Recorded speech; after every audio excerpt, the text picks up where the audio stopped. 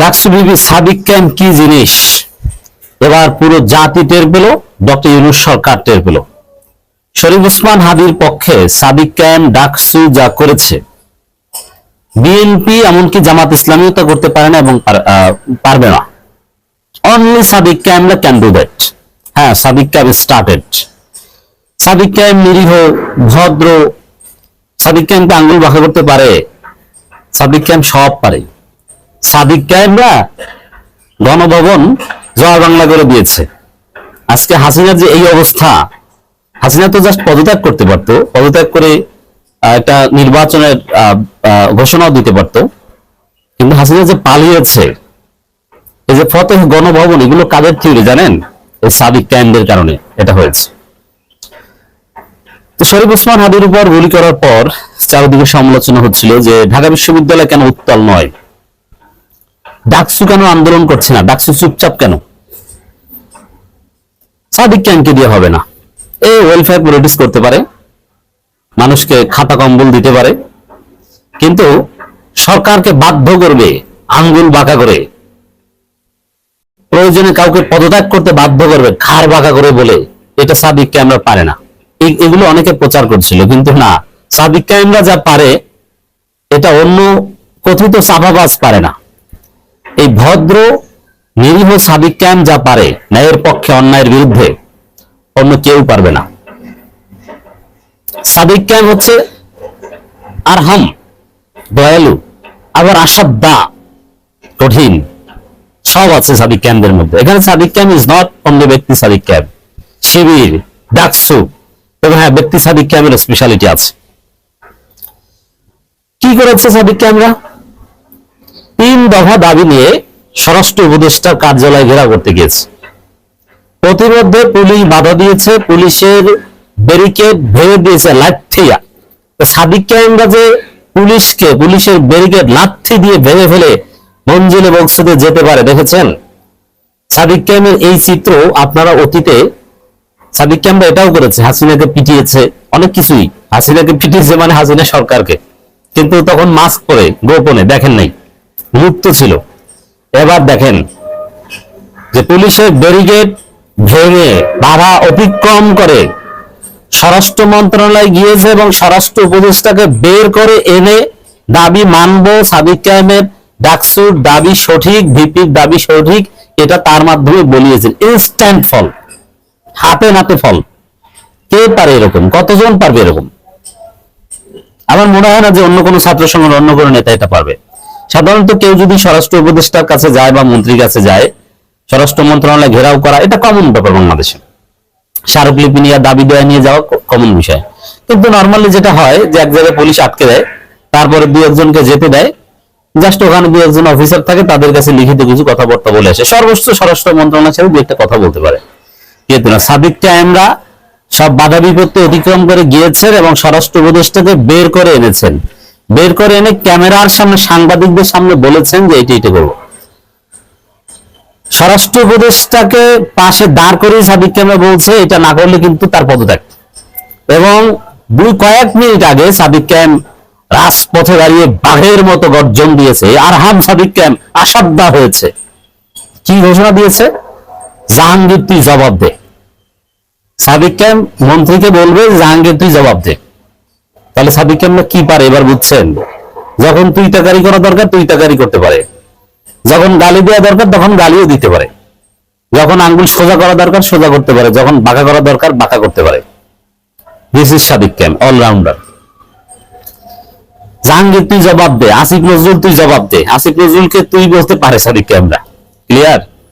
BNP তুই জবাব দে, এমনকি জামাত তুই জবাব দে, কথাও বলতে পারে, কথাও বলেছে, কথা বলে। জামাত অন্যায় করলেও ডাকসু প্রতিনিধি হিসেবে তার সাথে কোনো কম্প্রোমাইজ করবে না। সাদিক ক্যাম্পের কৌশলের কাছে পুরো বিএনপি, পুরো ভারত ধরা। কি আপনি দেখেন যে সাদিক ক্যাম্পরা সুন্দরভাবে মুক্তিযুদ্ধের প্রতি সম্মান জানায়, সাদিক ক্যাম্পরা অত্যন্ত চমৎকার ভাবে শহীদ বুদ্ধিজীবীদের স্মরণ করে, তাদের জন্য দোয়া করে, বুদ্ধিজীবীদের জন্য শ্রদ্ধা নিবেদন করতে যায়, জাতি দেখে সবাই প্রশংসা করে। আর একটা গ্রুপ আছে ছাত্রদলের ছাত্রীরা, এরা সাদিক ক্যাম্পের গালাগালি করে, এরা কি সব দাড়ি টুপির উপর জুতো মারে। ওদের মানুষ ওদের সিসি করে। সাদিক ক্যামেরা হচ্ছে ক্রিয়েটিভ আর ওরা হচ্ছে সাবরি। আসল রাজনীতি এটা শুধু এই স্বরাষ্ট্র উপদেষ্টা প্রতিমধ্যে ঘটনা, এইটা বীরত্ব না। আসল বীরত্বটা কোন জায়গায় এবার আসি। বাংলাদেশের এই মুহূর্তে আসল সমস্যা কি? Do you know that? আসল সমস্যা হচ্ছে ভারত। শরীফ ওসমান আদির উপর গুলি করা থেকে শুরু করে যত বিশৃঙ্খলা দেখেন, এবং বিএনপি যে এই যে বিভাজন সৃষ্টি করছে, জাতিকে দুই ভাগে বিভক্ত করছে, আওয়ামী ন্যারেটিভ ফিরিয়ে আনছে, প্রতিপক্ষকে ভারতের ভাষায়, আওয়ামী লীগের ভাষায় জিয়াউর রহমান এবং খালেদা জিয়ার কপালে মুখে লাথি মেরে, যেটা খালেদা জিয়া জিয়াউর রহমান কখনো করেনি, খালেদা জিয়া জিয়ার আদর্শকে কবর চাপা দিয়ে প্রতিপক্ষকে রাজাকার বলছে, স্বাধীনতা বিরোধী বলছে, রাজনৈতিক প্রতিযোগীকে অন্য কোনো কথা বলতে না পেরে তাদেরকে মৌলবাদী বলছে। এইগুলো হচ্ছে ভারতের কারণে। ভারত বিএনপিকে বাধ্য করেছে, ভারত বিএনপিকে বুঝিয়েছে তোমরা এটা করো, নইলে ক্ষমতা আসতে পারবে না, এটা করলে আমরা ক্ষমতা এনে দিব। আওয়ামী লীগ এগুলো করেছে, আমরা আওয়ামী লীগকে রেখেছি না, তোমাদেরকে এভাবে রাখবো। অতএব আমাদের দেশে যত সমস্যা দেখেন, সব সমস্যার গোড়া হচ্ছে ভারত। ভারতকে যদি শায়েস্তা করা যায়, লাইনে আনা যায়, আমাদের দেশের সমস্যা এগুলো সব দূর হয়ে যাবে। এমনকি সেই বরিশালের কাশীপুরে জামাত কর্মীর উপর বিএনপি সন্ত্রাসীর হামলা, ওটাও ওই বিএনপি ভারতের কবলে পড়েছে এই কারণে। কারণ ভারত বিএনপি শিখিয়েছে ডাইরেক্ট টুপিওয়ালাকে হামলা করো, ভারত বিএনপি শিখিয়েছে ওদেরকে রাজাকার স্বাধীনতা বিরোধী ট্যাগ দিয়ে হামলা করো। অতএব সব একদম প্রত্যন্ত অঞ্চলে একটা সমস্যার মূল হচ্ছে ভারত। তো এই জায়গায় সরাসরি কোন রাজনৈতিক দল এখন পর্যন্ত পারেনি এবং পারবে না যে ভারতের সাথে সম্পর্ক ছিন্ন করতে হবে, কন্ডিশনাল, যে এটা করতে হবে, এটা করতে হবে, নইলে ভারতের সাথে কোনো সম্পর্ক থাকবে না। ভারতের এম্বাসি, ভারতের যে হাই কমিশন অফিস আমরা বন্ধ করে দিব, সম্পর্ক স্থগিত করতে হবে। এই কথা কোন রাজনৈতিক দল, BNP, Jamaat I repeat, Jamaat question গেল বলতে পারবে না, কিন্তু সাদিক ক্যামেরা বলতে পেরেছে। ইনকিলাব মঞ্চ বলেছে যে ভারতীয় দূতাবাস আমরা বন্ধ করে দিব যদি এইটা না হয়। সাদিক ক্যাম আজকে কি জন্য গিয়েছে? যে শেখ হাসিনা সহ আসাদুজ্জামান কামাল এদেরকে ফেরত দিতে ভারত বাধ্য, যদি না দেওয়ার আগ পর্যন্ত ভারতের সাথে কোনো সম্পর্ক থাকবে না। এটা সরকারকে করতে হবে, সরকারের না করলে সরকারের খবর আছে, এবং সরকারের খবর আছে মানে সরকারকে তুই তাকারি করতে একটু দ্বিধাবোধ করবে না। ব্রেইন দেখেন, গণ কমিটি গঠন করবে সাদিক ক্যামেরা, প্রত্যেকটা এলাকায় কমিটি গঠন করবে, সেই কমিটি নাগরিকদের বিপ্লবীদের নিরাপত্তা নিশ্চিত করবে। এর মানে ভারতের হেজিমনি বাংলাদেশে মূলোৎপাটন করতে পারে অনলি সাদিক ক্যামেরা। আমিরে জামাত ডাক্তার শফিকুর রহমানও পারেন না। আই রিপিট, আমি জেনে শুনে বলছি, তাদের রিজার্ভেশন আছে, কিন্তু সাদিক ক্যামেরার কোনো রিজার্ভেশন নাই। সাদিক ক্যামেরা ক্ষমতার তোয়াক্কা করে না। অতএব দর্শক, সাদিক ক্যাম কি জিনিস পুরো জাতি টের পেল, পুরো জাতিকে সাদিক ক্যামেরা দেখিয়ে দিল। অসাধারণ দৃশ্য। ইউনুস দেখলো, স্বরাষ্ট্র উপদেষ্টা জাহাঙ্গীর দেখলো, আসিফ নজরুল দেখলো, এবার দফারফা হবে, নইলে সাদিক ক্যামেরা কি করবে সেই ঘোষণা কিন্তু দিয়ে দিয়েছে, অচল করে দেওয়া হবে বাংলাদেশ। ওদিকে ছাত্র শক্তি 2-4টা ছেলে পেলে এরা শাহবাগ অবরোধ করেছে, মানুষের ডিস্টার্ব হচ্ছে, আর সাদিক ক্যামেরা স্বরাষ্ট্র উপদেষ্টা ঘর থেকে বের করে এনেছে, এনে দাবি মানতে বাধ্য, এই ঘোষণা দিয়েছে। পার্থক্য দেখছেন? আর ছাত্রদল, এরা ওই ছাত্রদল আছে দাড়ি টুপি এঁকে ওইটার উপর জুতা মারা নিয়ে কোনো ক্রিয়েটিভ কাজ করতে পারে না। শুরুতেই তারেক রহমানকে নিয়ে কঠিন পরিস্থিতি পড়বে বিএনপি। ভোটের আগে বিএনপি একটা বিরাট ভুল করতে যাচ্ছে। বিএনপি, আমি বলছি আপনারা লিখে রাখেন, প্রেসিডেন্ট পর বিএনপি আক্ষেপ করবে কি সেটা, বিএনপি তারেক রহমানকে বড় আকারে সংবর্ধনা দিতে যাচ্ছে। আর এই যে মেজর ফখরুল বলেছেন না, তারেক রহমান যদি বাংলাদেশের মাটিতে পা রাখবে পুরো বাংলাদেশ কেঁপে উঠবে, তো বিএনপি কাঁপিয়ে দিতে চাচ্ছে।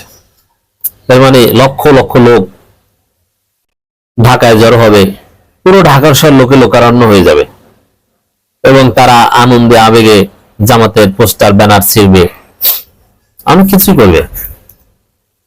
তো দর্শক, তারেক রহমানের দেশে ফেরার দিন অবিস্মরণীয় করতে চায় বিএনপি। এই যে অবিস্মরণীয় করতে তো সেলিব্রেট করা লাগবে, ব্যাপক সংবর্ধনা, এই কাজটা ভুল করছে, ভুল সিদ্ধান্ত বিএনপি।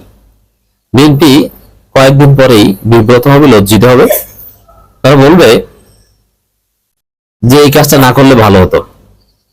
বরং সিম্পলি যদি তারেক রহমান রাতের আধারে চলে আসতো, এসে মায়ের পাশে দাঁড়াতো, তারপরে একটা বাসায় চলে যেত, তারপরে ধীরে ধীরে একটা সমাবেশে যেত, মানে কোনো বিশৃঙ্খলা যাতে না হয়। তারেক রহমান প্রশংসিত হতো যে একজন তারেক রহমান জিয়াউর রহমানের প্রতিচ্ছবি। তারেক রহমান চাইলে 2 লক্ষ 5 লক্ষ লোক ঢাকার শহরে জড়ো করে বিশাল সংবর্ধনা নিয়ে দেশে আসতে পারতেন, কিন্তু না, তারেক রহমান কি করেছেন, যদি এরকম করতেন, আমি কল্পনা করছি, তারেক রহমান নীরবে নিভৃতে এক ফাঁকে এসেছেন 2-3 জন লোক নিয়ে, কেউ জানেও না কোন টাইমে নামবেন, এসে সরাসরি এবার গেলে চলে গেছেন, তারপরে তার যে বাসা সেখানে চলে গেছেন। কতটা সহজ সরল, এটা জিয়াউর রহমান, এটা হতো। কিন্তু না, তারা অবিস্মরণীয় করে রাখতে চায়। অবিস্মরণীয় করে রাখতে যে কি হবে, কয়েক লক্ষ বিএনপির লোকজন জড়ো হবে, ঢাকার বাইরে থেকে অনেক বিএনপির লোকজন এখানে আসবে, ঢাকায় আসবে, এরকম আপনারা অনেক কিছুই দেখতে পাবেন। তারপরে দেখবেন কি ঘটবে একটু বলি। ঢাকার বাইরের বিএনপির লোকজন ঢাকায় আসবেন, তারেক রহমান আসবে এই কারণে। আর ঢাকায় আসার খরচ আদায় করার জন্য চাঁদাবাজি করবে, ঘটনা নাম্বার 1। এবং এগুলো সব ফাঁস হবে, আমি বলছি লিখে রাখেন, এগুলো সব সামনে আসবে। এবং ঢাকায় আসার পথে বিএনপি 2 গ্রুপে মারামারি করে কয়েকটা উইকেটেরও পতন করতে পারে। ঘটনা নম্বর 2, চাঁদাবাজি খরচের জন্য 2 গ্রুপে মারামারি আসার পথে।